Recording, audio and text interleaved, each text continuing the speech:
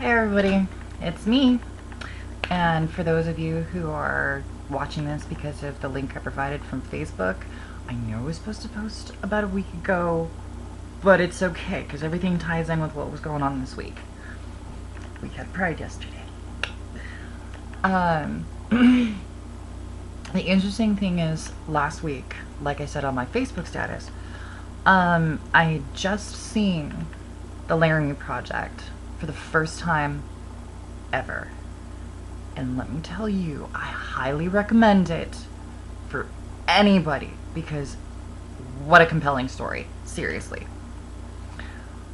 For those of you who don't know, it is a movie shot in the form of a documentary that kind of goes back to 1999, a year after Matthew Shepard was murdered.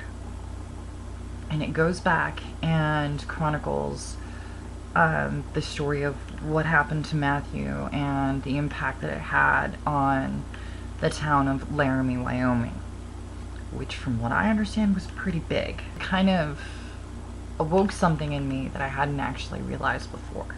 For those of you who are not aware, I mean, Matthew Shepard was murdered in October of 1998.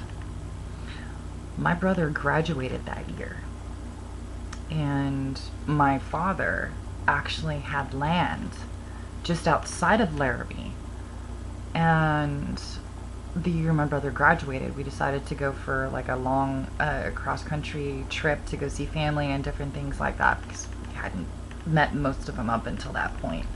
But we actually went through Laramie 2 weeks before they had their Pride. I was actually in Laramie when Matthew Shepard was still alive, which is kind of trippy a little bit.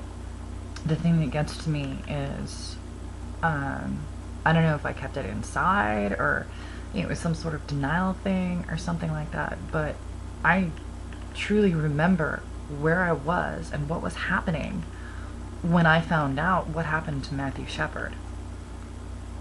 The very same week that University of Wyoming was having their homecoming, so was my high school. And I mean, it was really kind of trippy because I remember coming into school one day and we had homeroom and we had the Channel 1. Some people may remember Channel 1. Anderson Cooper actually started on Channel 1. We'd always watch it in homeroom and it was news for teenagers because we didn't really care, but they made us care. But the thing is we didn't watch the morning news in my house.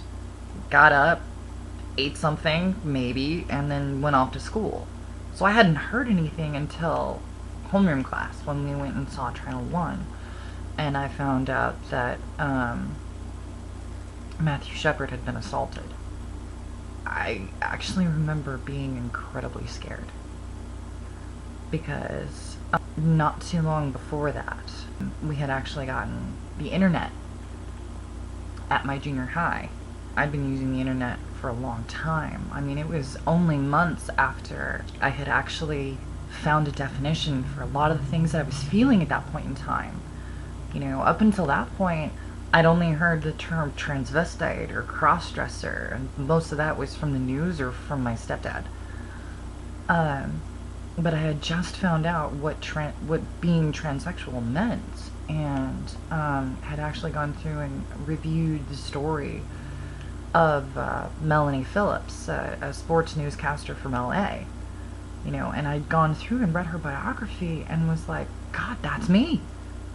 That's a whole lot of different stuff that I've been feeling that I just did not have a definition for.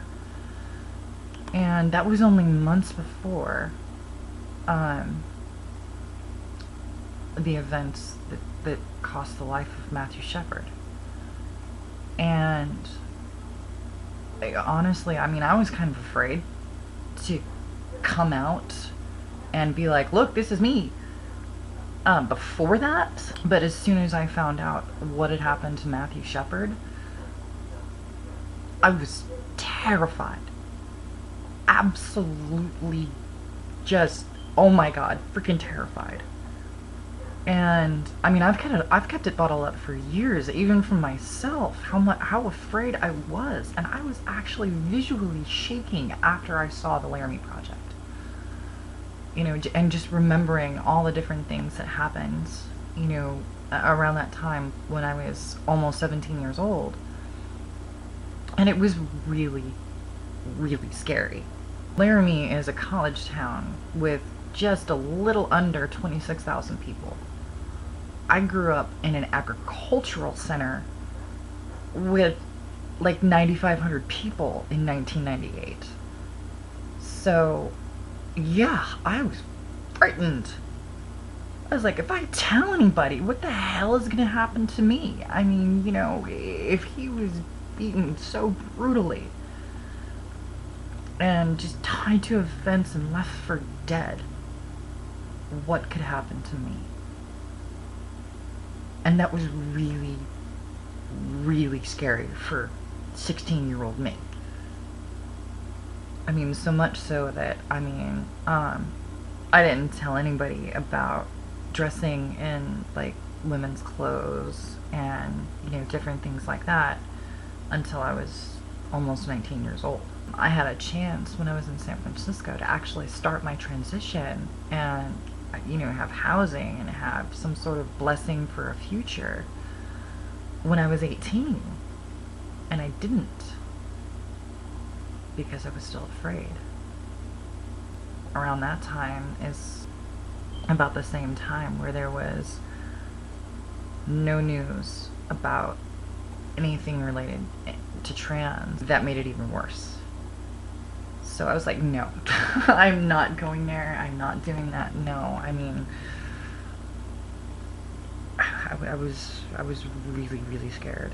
I mean, it wasn't until I was 22 that I actually was like, look, I can't take this anymore. I started transition 6 days after I turned 21. Those of you who know me a little more personally, you know very well that the road has been incredibly rocky. It's not been stable at all. I just kept all of those things bottled up, and to just kind of realize that was kind of, wow, I really was that scared. I mean, that was one of the reasons I was like, I need to get the fuck out of Burley. Yeah, I needed to find, you know, some major city or something like that that was supportive, that, you know, would let me transition and not have to worry about it. Maybe what I'm trying to say is, yes, there are terrible things in this world that happen to transgender people. But on the whole, you can't really let that stuff get to you, because that will hold you back from being you.